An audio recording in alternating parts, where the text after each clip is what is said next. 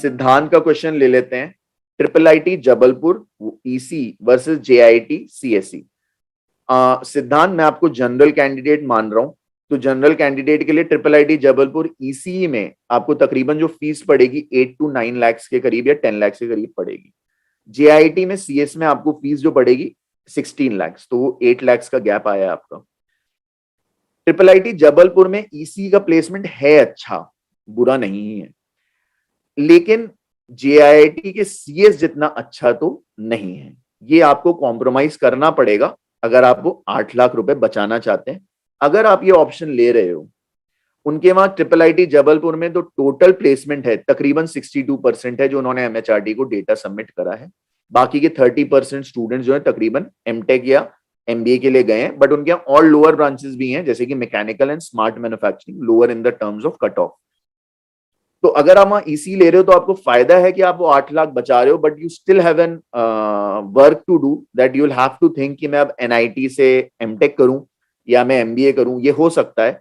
दूसरा वर्क आपके पास अभी ये भी रहेगा कि मैं थोड़ा सा कोर में प्रोग्रामिंग सीखूं, C++, पाइथन या जावा सीखूं, और कोशिश करूं कि या तो मेरे को आईटी में मिल जाए। तो ये आपका ऑप्शन रहेगा, क्योंकि आप वो 8 लाख बचा रहे होगे तो आपको एमटेक करने में वो पैसा काम आ जाएगा, या आप एमबीए करोगे तो ऑलमोस्ट आपकी हाफ फीस उसमें आ जाएगी।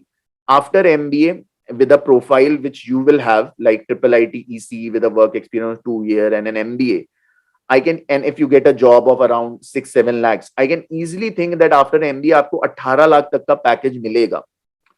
तो ये जो खर्चा आपने किया तकरीबन MBA तक का, वो आपने तकरीबन 15 लाख MBA में और 8 लाख वहां पे आपने तकरीबन जो है 23 लाख का खर्चा किया।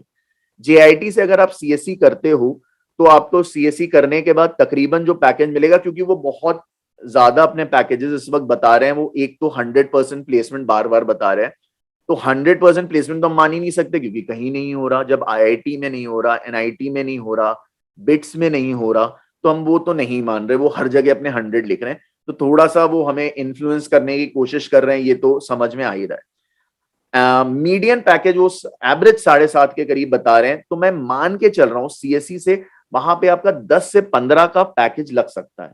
तो 16 लाख देके आपका 10 से 15 का पैकेज लग सकता है, which is again a good option for me.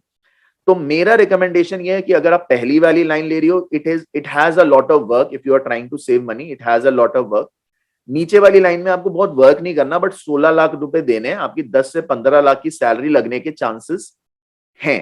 तो मेरे लिए जेआईटी सीएससी ऊपर आएगा, बिकॉज अगेन क्योंकि सीएससी एज अ ब्रांच है, प्लस आपने जो पैसा बचाया वो बाद में आपको खर्च तो करना ही पड़ रहा है, तो आपको वो रिस्क वाला फैक्टर जो है देखना पड़ेगा। दोनों रास्ते हो सकते हैं, दोनों रास्ते हैं, दोनों तरीके मैंने आपको बता दिए, जो आपको फाइनली एक 18 to 20 लाख तक के पैकेज में पहुंचा सकते हैं।